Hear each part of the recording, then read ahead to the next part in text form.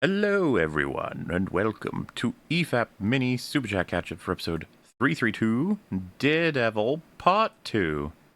Yay! Welcome back to the world of Born Again. Hell yeah. Not quite escaped it yet.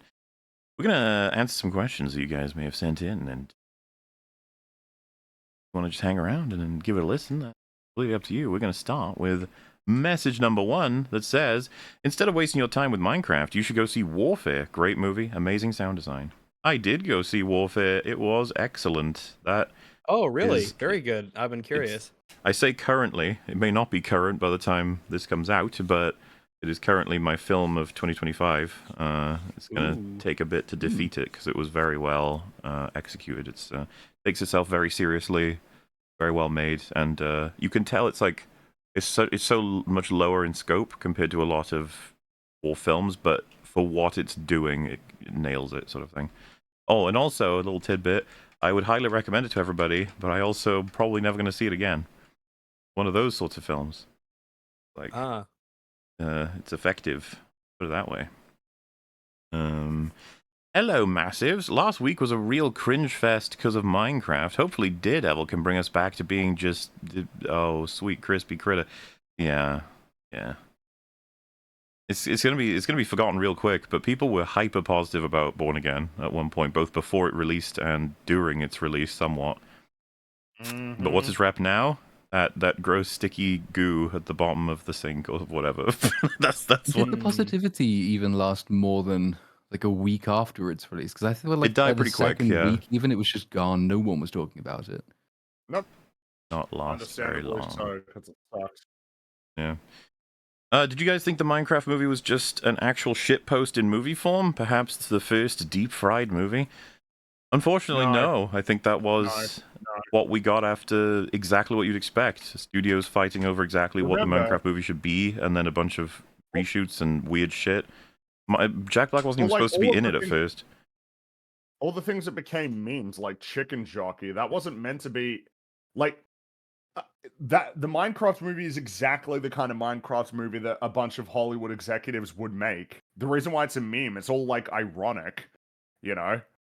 Like it's not like when he did the Lava Chicken song, they expected people to laugh at it in a normal way, like rather than like oh, that's stupid.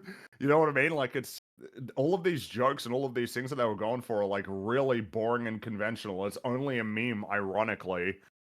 Yeah. No, I'd say that it's basically it reminds me it's like Morbius, right? Like they weren't trying to make like a meme film. They probably couldn't even understand how it became a meme. Like they wouldn't even really get it. They wouldn't get why everybody thought it was so funny but didn't want to watch it. In the same way that they probably don't really understand why people hear the word chicken jockey and throw the fucking popcorn everywhere. It's a really conventional film that if it came out 10 years ago, there would be like no meme culture surrounding it at all. It just would have made a lot of money and people probably would have thought it was actually an okay movie. Sign of the times. I wonder if it probably didn't cross $1 billion ever, but you know, it's just like it's No, but cost it got enough. pretty fucking close. Yeah. For media super chat recommendations, do you prefer the copy pastes or do you prefer ones that are like that in the end still tell you Dumbos to play DDLC? I don't think I have a preference. It's up to you guys how you want to recommend stuff, and it gets into a zeitgeist, so to speak, or it'll get noted, and one of us might end up checking out the thing because of that. There's no guarantees, but you know, I'm not gonna lie. There's a couple of things now that are really notable in retrospect, thanks to super chat recommendations. The biggest ones I would say being Arcane, Squid Game, and some other things. I think even Andor would count because we watched the first 3, and then we sort of didn't watch any more of it. And then Drinker plus a lot of recommendations were like, you gotta see it, and we were just like, okay, yeah, I guess we'll finish it off at some point. And then we were like, oh, it's a show. It's an interesting show.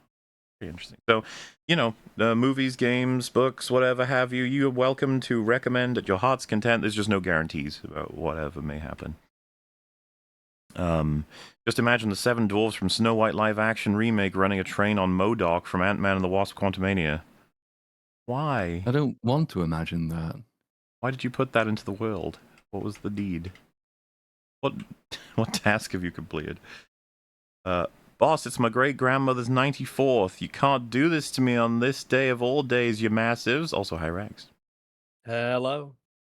Well, happy belated birthday. Maybe it's already swung around to the next year by now. Happy Saturday. Hi Fringy, hi Rags, hi Platoon, hi Mola. Hello. Hi there. Hello. I'd also like to recommend the Joe Rogan podcast episode where he talks with Ben Lamb, the founder of the company that made the Dire Wolves. It's pretty interesting.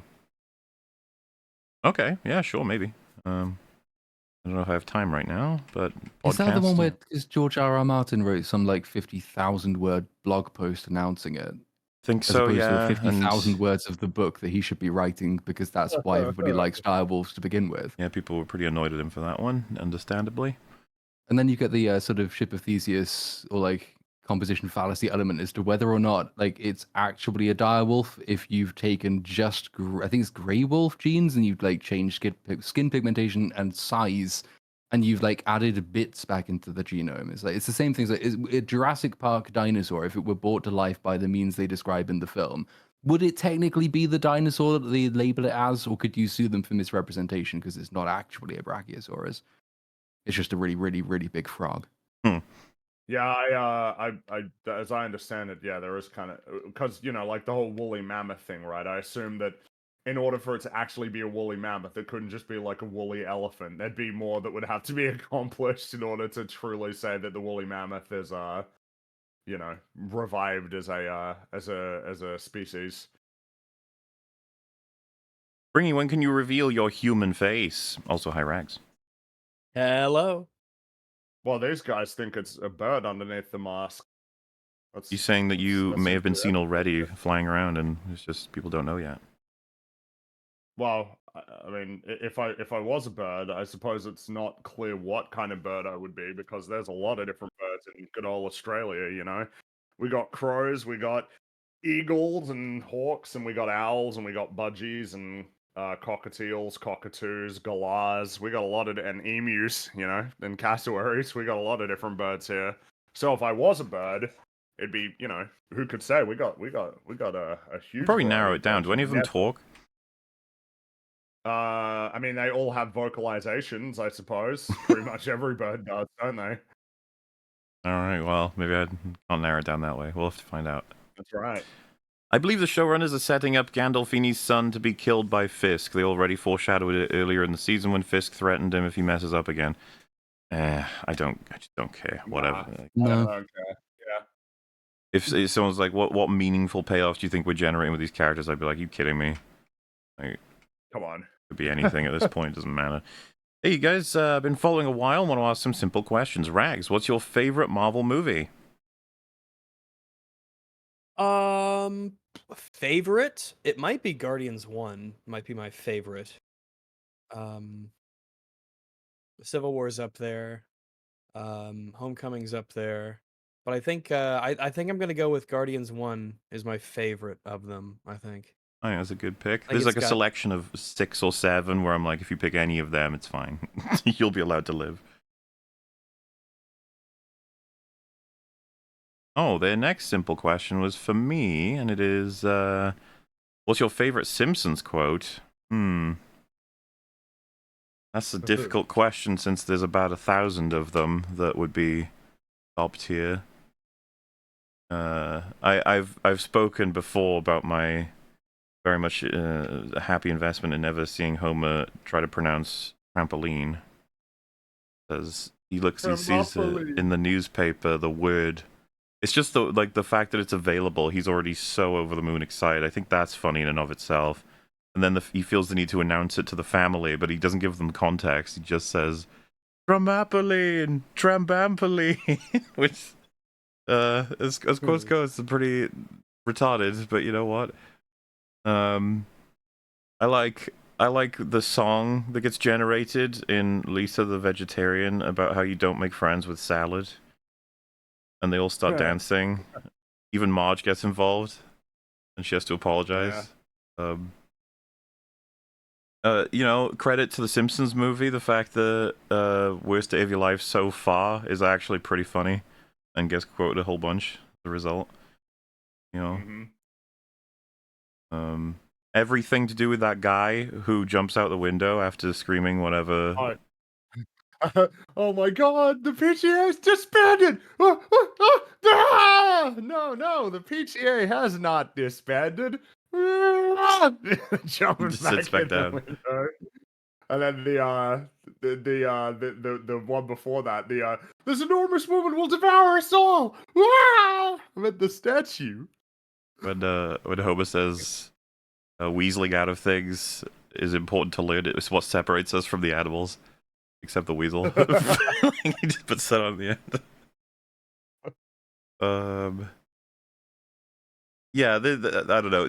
I could go on forever. There's no point. It's just I don't have a favorite Simpsons quote. I don't think. Someone did ask me which one I end up quoting the most, even like casually, and even that was like hard to answer because there's so many.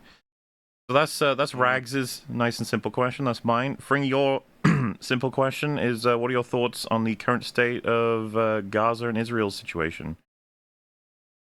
You know, we talk about movies and Simpsons and stuff here, and that's talking about. I wish I got the Simpsons question because I could have gone on for hours. Yeah, but you bring up Simpsons all the time, so those are just freebies. They are, but I don't think I ever talk about what is specifically my favorite Simpsons quote because I was thinking about that while you were answering that question. And I was thinking, I will say, I suppose it's a quote in the sense that it is like it is a sentence. It's not spoken, but "do it for her" is a pretty good one. Obviously, that's kind of leaning in a different direction than I think we were going before because it was all what are like the funniest quotes in The Simpsons. Whereas probably the most meaningful one would be that. That is one of the best episodes of The Simpsons. But what would I add if I was thinking about like what the best quotes are? I was trying to think if there's like anyone from Krusty specifically that would be like a really good one. What the hell was that? It's like that's a pretty good one. Even though, without the context you kind of well, no, that's a good meme format, which I wonder if that's like a relevant part of the equation is how easily can it be transplanted onto like any given scene or like meme or context and still be funny. My eyes, the goggles, they do nothing. That's a good one. I'm reminded of another. Oh yeah, of course. Have you ever noticed how men always leave the toilet seat up? That's the joke. You suck, McBain! Grabbing the gun and shooting them all. I still see you. Or Mendoza. Mendoza! Do you remember the one with you remember when they had all the puppies? Well, of course you do. And then the part where one of the puppies like stands up and puts his paws on the TV. I was like, oh look, he thinks he's like part of the show, and then Snowball comes up and does the same thing. Get that cat out of the way! Yeah, I fucking love that He's joke. walking off there all staring at her. It's like one of the most famous Millhouse related jokes, but when Lisa is like somewhat getting a crush on Nelson, I think, and the kids are like, Lisa likes Nelson, and then you have she does not, Millhouse likes Lisa, he does not, JD likes Millhouse, it's like, she does not, Uter likes Millhouse, and then the fucking teacher just goes, nobody likes Millhouse. Oh, I was thinking of something different. I was thinking of the because I think it was in that episode, wasn't it? When Lisa when a note gets passed to Nelson and it's like, guess who likes you? Turns around, sees He does the little wave. getting wheeled out into an ambulance. Should probably stop. We're gonna go on forever. One more. Hey everybody, I'm a stupid moron with an ugly face and a big butt, and my butt smells, and I like to kiss my own butt. That's probably it feels like that is the critical mass of the Mo, prank calls, right? It's like that one, which is hilarious, but it's like, all right. Those always the things he says afterward that get me. It's always how vicious the replies are. In season 3, Vanessa says to Fisk, "Don't you see we're all broken? The point is to find the person whose broken pieces fit with yours. These therapy scenes are a double character assassination." Correct. Mm-hmm. Could have done without them. Yeah. CGI birds But I guess they greatly felt they had to offend. keep that. What? I guess they felt that they had to keep all that shit because otherwise they'd have to change too much of the story from like the I original just don't intentions. really have much sympathy for like, oh, there's this. It's like, okay, it's shit. That's the reality. Yeah, I know. I don't care. I mean, you know, Disney has enough money that they could have just started all over again. If they thought the episodes were so shit that they needed to fire all the people involved and get new writers, why would you keep those episodes if they suck that bad? Don't know. And it's funny, again, when the new episodes are the worst ones. CGI Burbs greatly offends Frongo the Birdman. It offends all of us. CG Yeah, it's Burbs. just I don't there like. are I don't real like. pigeons. There really are. You can just. I mean, they would probably pay you to go out and get rid of them because there's so many all over the place. Go out, grab some, use that- them, film them. They just Do you think walk maybe around. they were like, every time they set the camera down, the pigeons flew away, and they were like, can we just get the CG guys to do it? And then, Yeah, it's not Too us. hard. They'll do that. They won't complain. friendly reminder that Rain wishes to see the sun. And she sure did, I think, at the end. Can't wait to see her in Yeah. Romulus 2. Remus. Can't express how disappointed I am in the show as a Daredevil fan. I can't understand how people think this is good, and what we saw from the Netflix show, or with what we saw from the Netflix show. With that said, love the content from all four of you. God bless. Well, thank you. And yeah, Thanks, Did thanks. I read somewhere that they're bringing another of the Netflix canon characters back? Yeah, Jessica Jones. Does that Yeah, mean I'm going to Jessica have to Jones. watch all of that show before season 2 comes out? lol, No, no. no, Oh, thank nah, fuck. no way. That'd be It's 3 seasons. that'd be cruel. 3 seasons. It of is still Jessica Daredevil's Jones, show, which is- you know. Yeah. In theory. A few months ago, a project called Epic, the musical, got finished. It's a retelling of Homer's Odyssey in song format. It's 40 songs long, all of them are bangers, and I would heavily recommend giving it a listen. Well, all Because of all right. the Simpsons joke, I heard Homer and just assumed this was a Simpsons thing. Warhammer model of the Whenever, the Cryptek of the Necron armies. Okay.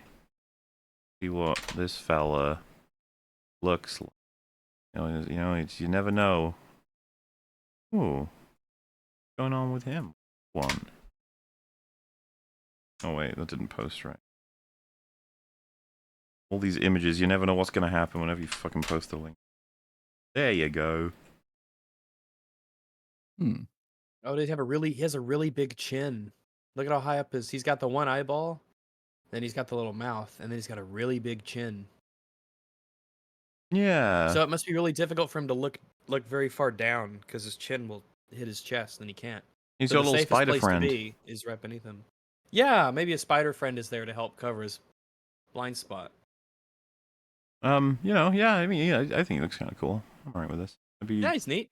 curious to see what's his dealio. Are those his legs? Is he jumping in this, or is... I was trying to work that out. I think he's jumping, because if you follow his... Yeah, he's jumping. Maybe he rides the spider and he's mid-jump into the spider. Okay, yeah, cool. Wonder what that staff does, that scepter.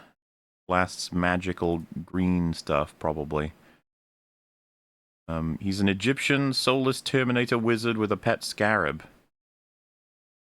Call you Steve. Are you saying he names his spider Steve? Is that canon? Interesting.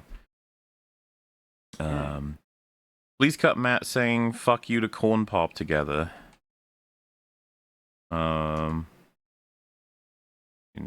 You want to see that edit? You go right ahead. It sounds like a lot of fun. Because I'm not entirely sure I even remember where that's from. Once again, the most nefarious villains in the MCU are the writers. Hell yeah. Oh boy, Daredevil born again on my birthday? Disney, you're killing me here. Literally, you're killing us all, Disney. Please stop. Ow. Also, hi, Oh Rags. my goodness. Oh, hello. Hey, howdy. So, I guess, criticism of the hour. You really don't need to put that first. You can just say whatever you want to be critical about. you know, like a normal person. It's fine. You don't. It's not like everyone else puts praise of the hour or comment of the hour. You know, you're all good. So the criticism is, I think you guys were too harsh to Mark Brown's video on waypoints, as he was pretty much 85% right, and turning off the option doesn't work. Bro, that was like That 4 was years a ago. long time I don't ago. even I don't remember what was remember. said. Like, I can't help you with that. You know, you're gonna have to go back in time and talk to them about it, because I'd have to rewatch the episode to know what the broad points were. You know, broadly, the thing is with Mark is that he'll tell you what the truth of his videos are usually things you could have figured out if you hadn't even played games. So it's not the greatest of valuable analysis, and then he'll just like randomly toss in some stuff that's just fucking bizarre in terms of like recommendations. The waypoint video, I can't even remember. I'm not even 100% sure of what he... I remember, like, covering it, but I don't remember what was said in it anymore. Yes, Bullseye twitted my fucking tipples. That'll be unfortunate, wouldn't it? Yeah, jeez. Daredevil Born Again, more like Daredevil Born Yesterday. Ooh. Oh, got him. He did not follow a scent. That's not Frank's. Well, what did he do? He would have...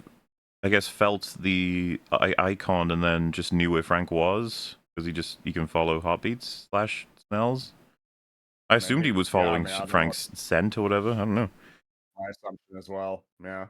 Doesn't really matter, but yeah. Maul, would you ever do an EFAP for The Dark Knight? If ever we were to do something like that, it would be on a part of the list that is probably never going to be able to move up to number 1, you know? We've got so many other things to do, and it constantly gets refreshed with new stuff. So doubtful, but I guess not strictly impossible. Hey, Longman, since Halloween is your favorite holiday, how do you typically celebrate it? Also, hi, Ragu. Hello. Well, what's funny is I couldn't say, you know, like anyone in Britain, because Britain is actually, like, better known for not celebrating it that much, so it'd be more like any American. I like all the decorations, the standard ones. I like, you know, focusing more so within the time frame on any media having a a horror or a spook vibe. We've talked about how there's like spooky, scary, and horror, like different layers of content within it, where it's like chiller but sort of spooky vibes or actually scary shit. And then you know, I like this, I don't know, even like a food difference if one has a preference for that. And then trying to I think funnily enough I was coming home last Halloween from having bought just some like Halloween candy or whatever.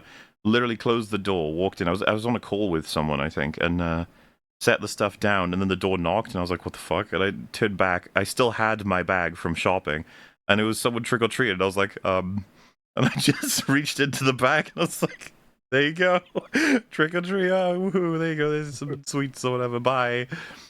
So you know. It's a fun vibe, but you know, all the usual stuff. There's nothing I do that's particularly special. I don't think. I've always just liked the way it was celebrated anyway in media, and then my parents tried to facilitate it because they liked Halloween as well. Fun. Love listening to you guys. Keep up the goodies work. Have you seen the show Boardwalk Empire? I just finished it and found it rather enjoyable. Yeah, I watched the whole thing. I liked it. It was a lot of fun. Heard of it, but I've never seen it. Not like I wouldn't call it. It's not like top tier television or mind blowing or anything. It's very much entertaining though, and All right. got a really solid cast in it. And it's like the story of Prohibition, right? So it's some good shit. And Al Capone does pop up in it, played by Stephen Graham. He does a really good job. Ooh. Watching The Godfather right now with my 82-year-old grandmother. I was wondering if EFAP would go on a mob movie arc with Godfather films, Scarface, Heat, Once Upon a Time in America, etc. Not impossible, not super likely. I would say part of the issue with them compared to some other... Take, for example, doing the Michael Bay Transformers. There's so many angles for commentary and amusement. Meanwhile, with, like, The Godfather, I'd say a lot of it is going to be spent just appreciating the film. Like a different vibe. We've talked about this before. Some films, it's about trying to figure out what lends itself best to the format. But hey, we do like our mob films. Yes, indeed. Just watched where Foggy finds out Matt's the Mask, or the Daredevil, I guess, and pleasantly surprised they gave Foggy an entire episode to grill their whole relationship. They take Foggy's reaction to betrayal super seriously. Well, he's a serious character who's treated seriously. He's One a of the- very important part of the seasons. It's one of the best episodes, fucking top tier, and it's the kind of thing that you just would expect can't happen anymore. They're not going to do something like that. Well, I mean, they. I can't believe they just fucking killed him off at the beginning of episode 1. Don't worry, Rags, you'll be They gave back. him You'll be nothing. back. Oh, You'll yeah, be that's back. right. Pretty Okay. He will insane, isn't it? return. Yeah. The entire ending of the first series of Full Metal Alchemist was amazing filler. Ending of first We series must is have been talking about filler then as a topic. For well, yeah, episode 5. we've defended the shit out of the notion of filler. So, Daredevil did not have good filler, not at all. Even Charlie Cox said he didn't think that episode was very good. That is pretty funny. I will Which is say. funny. Here, Matt, this is a little version of my daughter. I want you to have it.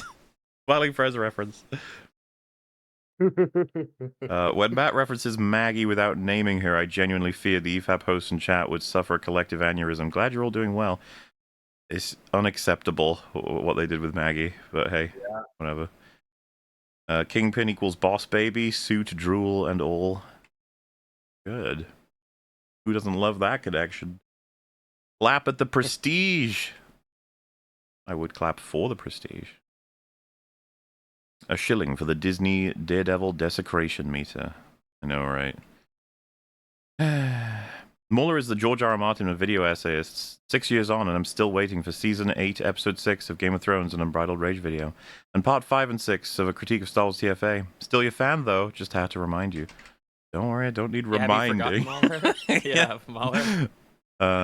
Hey, you know, we'll see what happens. Time will go on, and things will occur. Who can say what those things will be? I like CGing pigeons. People tend to feed them or forbid them. Well, I think if they can get some more CG pigeons in season 2, we might be okay. Like bigger, better CG pigeons, that might fix it.